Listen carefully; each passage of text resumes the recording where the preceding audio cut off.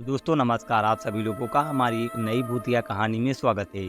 आज की भूतिया कहानी में हम आपको सुनाएंगे खूनी दरिंदा पर आधारित एक डरावनी और भूतिया कहानी। कहानी शुरू होती है एक छोटे से गांव में जो एक घने जंगल के पास है।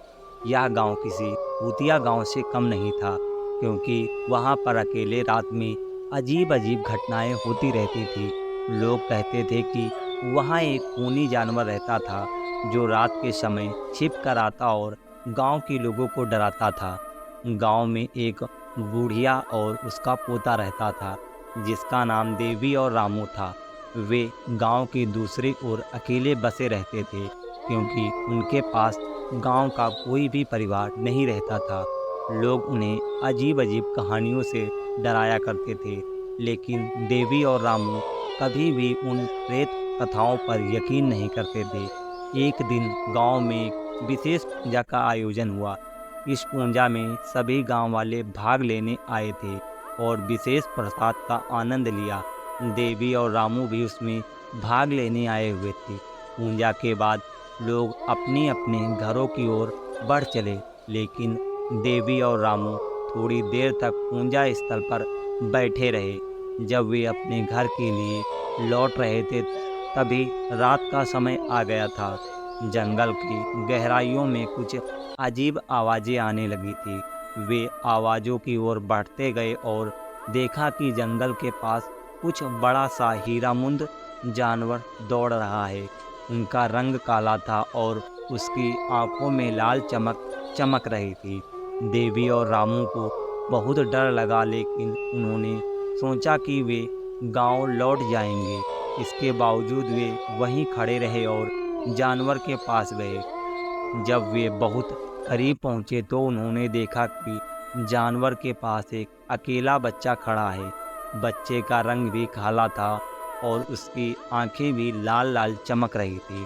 रामू ने बच्चे के पास जाकर पूछा, तुम कौन हो और यह जानवर कौन सा है? बच्चा बहुत डरा हुआ था और उसने कहा, मेरा नाम सुमित है और यह मेरी माँ है। हम जंगल में खो गए थे और यह जानवर हमारे पीछे पड़ गए हैं। देवी ने बच्चे को संबोधित किया और कहा, बिल्कुल मत डरो, हम तुम्हारी मदद करेंगे। उन्होंने सुमित और उसकी माँ को अपने घर ले आए और उन्हें खाना खिलाया। सुमित की माँ ने बताया कि उनका गांव बहुत दूर है और उन्हें वहां जाने में बहुत समय लगता है। सुमित और उसकी माँ ने रात गुजरने का निर्णय यहीं पर किया और उन्होंने देवी और रामू की मदद से गांव के बच्चों के लिए एक छोटा सा शिक्षा केंद्र शुरू किया।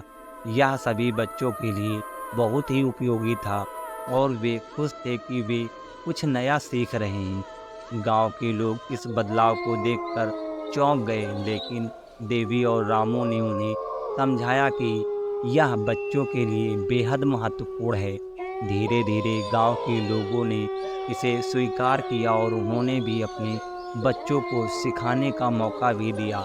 एक दिन जब सुमित और देवी जंगल में घूम रहे थे, तभी उन्होंने फिर से वही खूनी जानवर देखा। यह बार वह जानवर बच्चे के साथ खेल रहा था। वे हैरान हो गए कि यह जानवर इतना खूबसूरत और अच्छा क्यों दिख रहा है।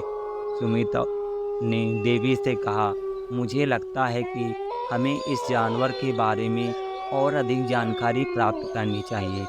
वे वापस गांव लौट आते हैं और गांव के एक वृद्ध बुढ़िया से उसके बारे में पूछने लगते हैं। वृद्ध बुढ़िया ने उन्हें बताया कि वह जानवर गांव के पुराने पुराने दुश्मनों का रूप लेता है, जो कभी कभी बच्चों को खा जाता है, लेकिन वह बच्चों के प्रति बड़ा दयालु और उसकी मदद भी करता है।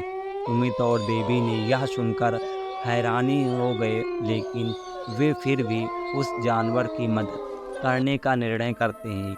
कुछ दिनों तक वे जानवर के साथ समय बिताने लगे और उन्होंने उनके साथ अच्छी दोस्ती भी की। जानवर ने उन्हें बहुत कुछ सिखाया और उन्होंने भी उनके बच्चों को पढ़ाई लिखाई करने में मदद की। गांव के लोग यह देखकर चौंक गए कि जानवर और बच्चे कितने अच्छे दोस्त बन गए हैं और कैसे भी सभी के लिए मददगार बन गए हैं। वे समझ गए कि बाहर दिखने वाले किसी के रूप में भी अच्छाई हो सकती है और आपके साथ दोस्ती भी कर सकते हैं। इस प्रकार सुमित देवी और जानवर ने गांव के लोगों को एक नया सबक सिखाया कि बदलाव आपके दिल में होता है और दोस्ती का सहायता सभी के लिए महत्वपूर्ण होती है। खूनी जानवर का डर गांव से गायब हो गया और वह एक सच्चे दोस्त के रूप में रहा, जो बच्चों के लिए मदद करता और उन्हें नई शिक्षा प्राप्त करने में उनकी मदद करता था।